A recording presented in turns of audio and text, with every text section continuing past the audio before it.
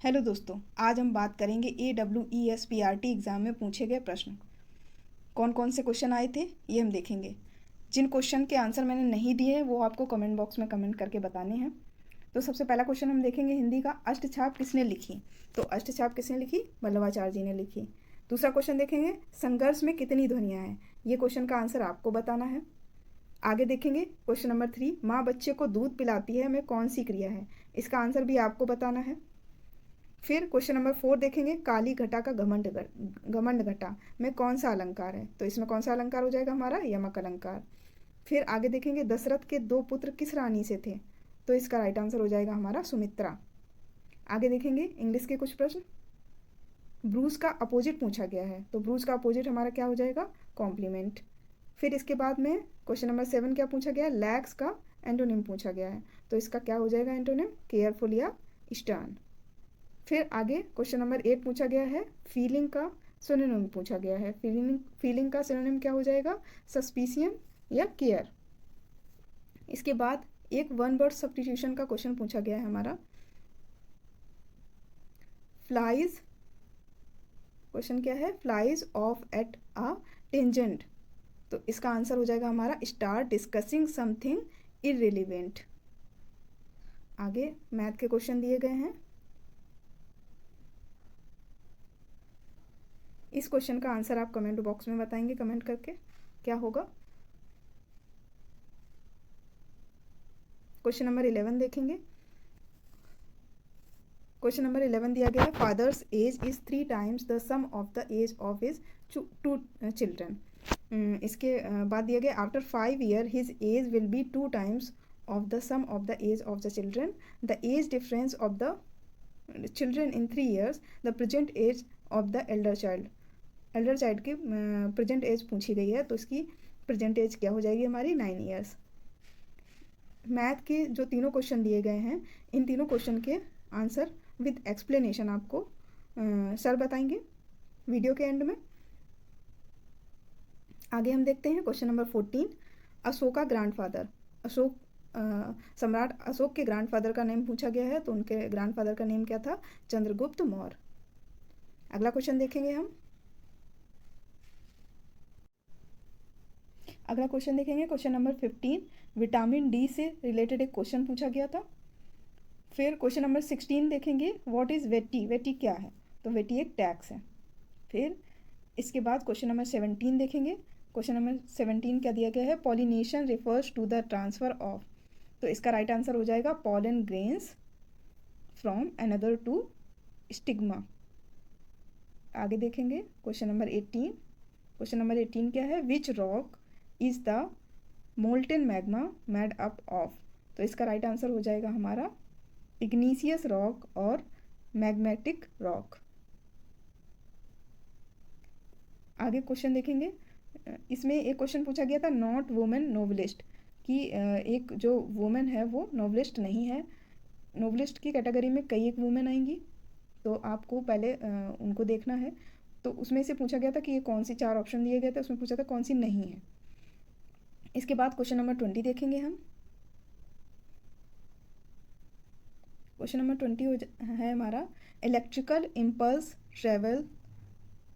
Impulse travels in a neuron from. तो इसका पूछा गया है कि किस तरीके से हमारा ट्रेवल करता है। तो सबसे पहले हमारा क्या आ जाएगा? डेंड्राइट। फिर डेंड्राइट से सेल बॉडी में, सेल बॉडी से एक्सॉन में, एक्सॉन से एक्सोनल, इसके बाद में एंड हो जाता है। आगे क्वेश्चन नंबर 21 देखेंगे, the long winter sleep is called. तो long winter sleep is called, क्या इसका राइट आंसर हो जाएगा?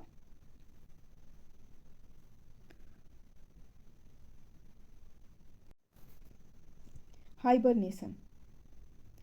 इसके बाद देखेंगे question number 22, number of vertebrae in backbone. Human की वर्टिब्री में कितने नंबर बैकबोन में हमारी कितनी वर्टिब्री होती हैं? तो 33 होती हैं। इसके बाद में क्वेश्चन नंबर 23 क्या पूछा गया था? The functionaries for collecting revenue were recruited from. तो इसका राइट आंसर हो जाएगा इन्फ्लुएंशियल फैमिलीज।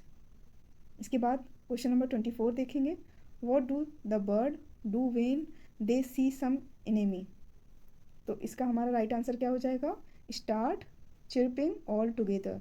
ये क्लास 5th का क्वेश्चन है, डायरेक्ट एनसीईआरटी से क्वेश्चन पूछे गए थे, चैप्टर से क्वेश्चन उठा उठा के रख दिए गए थे।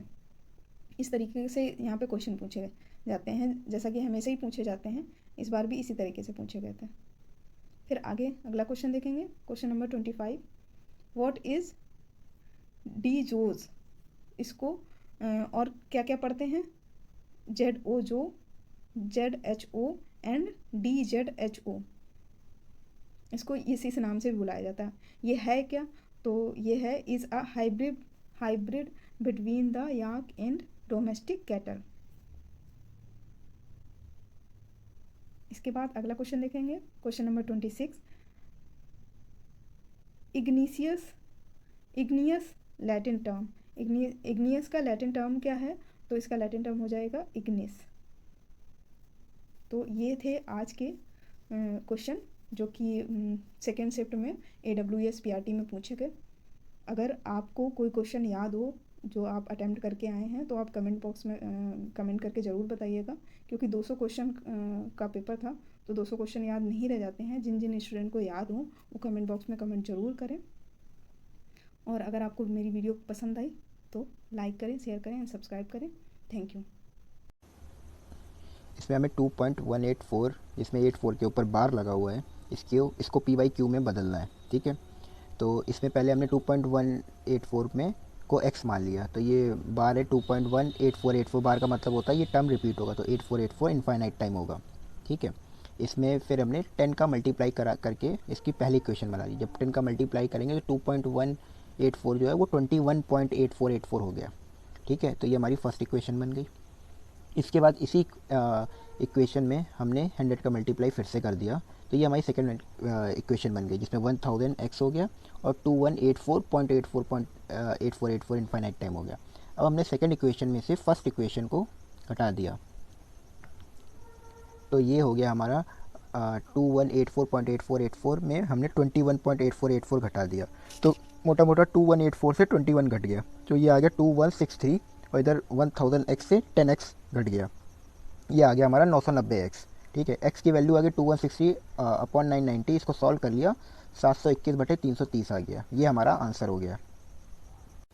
इस क्वेश्चन में हमने फादर की एज को f मान लिया है और एल्डर सन को हमने S1 माना, यंगर सन को S2 माना है। ठीक है, तो क्वेश्चन में हमें बोला गया है कि जो फादर की एज है वो 3 टाइम्स है दोनों सन्स की एज के का सम करने पे, तो हमने दोनों सन की एज का सम कर दिया, S1 + S2, उसका 3 टाइम कर दिया, ये हमारे फादर की एज है। ये हमें पहली इक्वेशन हमारी तैयार हो गई। अब दूसरा जो कहा गया है उसमें कि 5 साल बाद जो फादर की एज होगी वो 5 साल बाद जो सन्स की एज होगी, जो यंगर और एल्डर सन की एज 5 साल बाद होगी, उसको जोड़ने पे जो उसका 2 टाइम्स होगा वो 5 साल बाद फादर की एज के बराबर होगा। तो 5 साल बाद फादर की एज जो है हमारी f+5 है। ठीक है, और जो 5 साल बाद जो हमारी सन की एज है, S1 की एज है S1 + 5 है और S2 की एज है S2 + 5, ये हमारी सन की एज है। इन दोनों को जोड़ा, इसका 2 टाइम्स किया, ये 5 साल बाद हमारे फादर की एज के बराबर हो गया। ठीक है, इसको थोड़ा सा सॉल्व किया तो हमारी सेकेंड इक्वेशन बन गई। तो हमारी अभी तक 2 इक्वेशन तैयार हो गई। तीसरी इक्वेशन उसमें बोला गया है कि दोनों सन की एज का जो डिफरेंस है वो 3 ईयर्स है, तो ये हमारी तीसरी इक्वेशन बन गई है। ठीक है, अब हमने फर्स्ट इक्वेशन और सेकेंड इक्वेशन से f की वैल्यू निकाल के बराबर कर दी है। तो हमने 2s1, ये जो सेकेंड इक्वेशन में दिया गया है 2s1 + 2s2 + 15, ये हमारा लिखा हुआ है, इक्वल टू 3s1 + 3s2, ये जो फर्स्ट इक्वेशन में लिया हुआ है, इन दोनों को बराबर कर दिया f की वैल्यू से।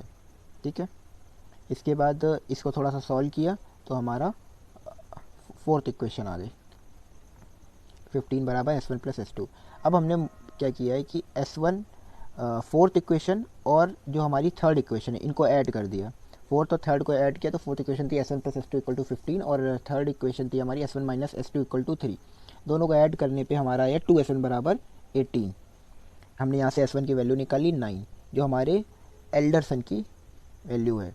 एल्डर सन S1 था, S1 की वैल्यू आ गई 9। ठीक है, हमसे एल्डर सन की ही एज पूछी गई है जो कि हो गई 9, ये हमारा आंसर है।